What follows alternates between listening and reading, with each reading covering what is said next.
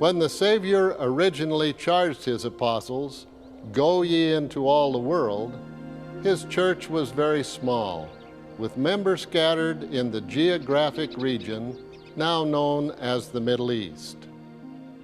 His dynamic apostles, like Peter, James, John, and Paul, traveling mostly by foot or by ship, did everything they could to keep the little flock together. But the distance and the lack of communication made their work very difficult. They themselves knew that the future would bring a falling away from the teachings of the gospel. They also knew that eventually there would come to the world a restoration of the fullness of the gospel of Jesus Christ. I testify that the restoration of the gospel was accomplished beginning with the appearance of Heavenly Father and the Lord Jesus Christ to the prophet Joseph Smith in the spring of 1820.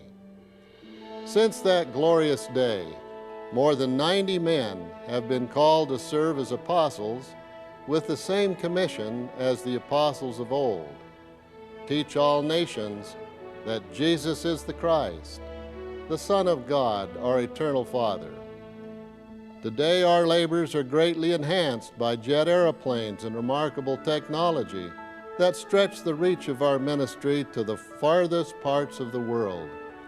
Since 1820, over 750,000 full-time missionaries have served in the world, teaching and testifying of Christ in over 100 languages and in 137 nations and territories.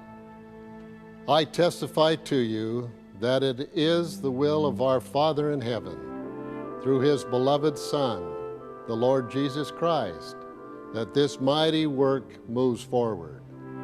It is by him and through him that our missionaries bear humble and sincere testimony. I'm a witness of that. I came to know for myself the truth of this work and of the Savior's divinity while serving as a full-time missionary in England 50 years ago. I know it more surely today through experiences too numerous and too sacred to discuss. This is his gospel. He stands at the head, holy, divine, supreme, full of power, majesty, grace, and truth. He lived for us, and he died for us because he loves us.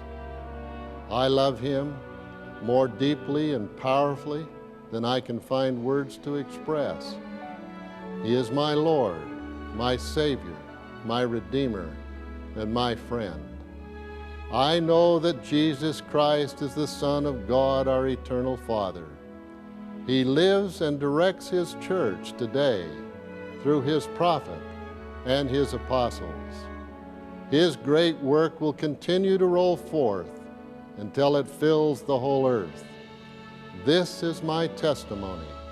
In the name of the Lord Jesus Christ, amen.